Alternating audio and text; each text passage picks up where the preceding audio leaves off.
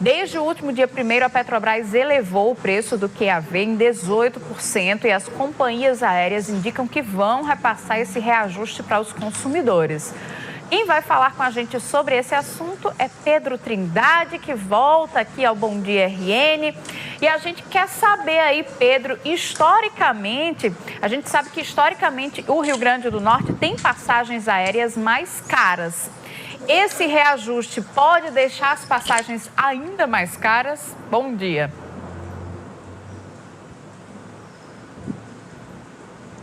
Bom dia, Sara. É essa a resposta que vamos buscar aqui com o economista Ricardo Valério para entender, né, o impacto desses reajustes nos preços das passagens aéreas no Rio Grande do Norte, que é um estado turístico. Bom dia, Ricardo. Seja bem-vindo ao Bom Dia RN.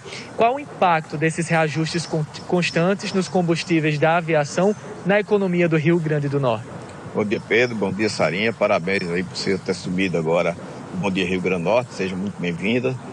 Com toda certeza são impactos importantes. As passagens aéreas elas já tinham subido o ano passado, o QVA subiu em torno de 76%. Isso é um impacto muito grande para a indústria de companhias aéreas. As companhias aéreas, a gente tem que lembrar que trabalha com a taxa de lucro muito pequena. Então, obviamente que com os aumentos do QVA vai diretamente para os preços das passagens, que já não são baratas aqui, notadamente para o Nordeste e para Natal. Mas, com toda certeza, o nosso turismo ainda está latente. A indústria do turismo é um dos pilares da economia do Rio Grande do Norte, responsável praticamente por 8% do PIB, 100 mil empregos em 50 cadeias produtivas que mexem com o turismo, de forma que a gente acredita que, mesmo assim, o setor de serviços, onde está a nossa cadeia de turismo, vai sentir.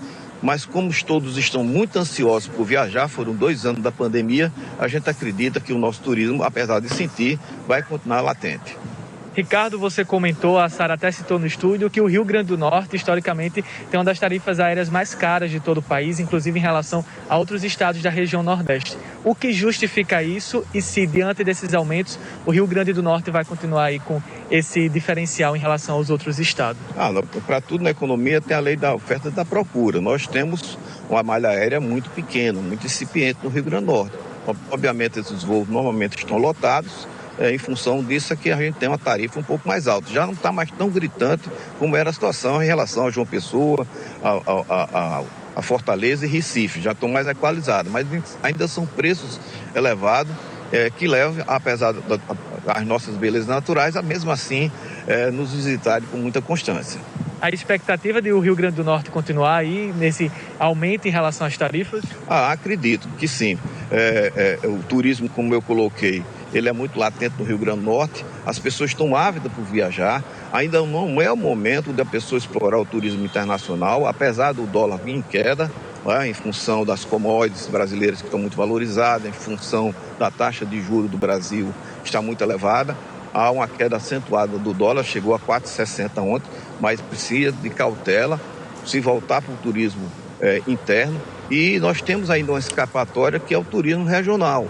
Quando as passagens estão altas, a gente vem estimulando o turismo regional de forma de que os estados vizinhos haja essa troca, essa sinergia, e a gente tenha os nossos hotéis com uma boa ocupação e o nosso turismo latente ainda. E a estratégia para isso, né, Ricardo, é utilizar o transporte rodoviário, né, que está tendo uma adesão. É verdade, já vem se notando, para você observar como vinha crescendo o turismo aéreo. A gente teve 1.651 voos em média no Brasil até o final do ano passado. As estimativas agora ia para 1.880 já a partir de 15 de abril. Com toda certeza, alguns voos com esses aumentos vão ser equalizados, algumas companhias vão tirar alguns voos e já vem se notando muito o direcionamento do público também para o transporte rodoviário. Você deixar de viajar, às vezes, em função de uma tarifa alta no transporte rodoviário para você poder se compensar e não deixar de visitar o nosso Rio Grande do Norte. Olha aí, convite muito bem feito. E aí, como é que está a questão aí de perspectiva, né, em relação à economia, não só no setor aí do transporte, mas em outros, como por exemplo da alimentação, que a gente vê aí itens, né, como o pão, o café, o açúcar, tem uma disparada também no preço. É preocupante, como está para toda a economia nacional. Nós estamos com inflação em alta, inflação repercutindo notadamente nos preços dos alimentos de forma muito absurda, né? Nós estamos com a taxa Selic que saiu de 2%, já está em 11,75%, com estimativa de chegar até 13% ou mais. E isso impacta naqueles devedores. Natal é uma das cidades que tem um número maior de devedores do Brasil, quase 90% de endividados. Isso é preocupante e, obviamente, que temos esperança de, quem sabe, esse conflito ele seja resolvido diplomaticamente, mas não será somente o conflito que irá nos ajudar. Nós temos que aquilatar até onde pode subir essa taxa de juros, porque juros altos são menos investimentos, menos oportunidade de emprego e renda, que nesse momento é importante. Nós temos ainda uma taxa de desemprego muito alta no Brasil, o número de trabalhadores informais é enorme nesse momento, de forma que nós temos que equalizar para que a nossa economia volte a ficar, pelo menos, estabilizada, para que a população sofra menos. Cafezinho, o óleo de uma forma geral, os açúcar, num preço absurdo, de forma que a sociedade vem gritando para que esses preços sejam estabilizados. E para os preços serem estabilizados, um dos vertentes principais é o controle dos combustíveis. Os combustíveis estão muito altos. Foi aprovado recentemente no Congresso Nacional um colchão para fazer as compensações desses preços que ainda não foi colocado em prática. Foi baixado a alíquota de ICMS, que não é culpado pela situação dos preços. O ICMS é consequência dos preços altos, sobe na mesma proporção.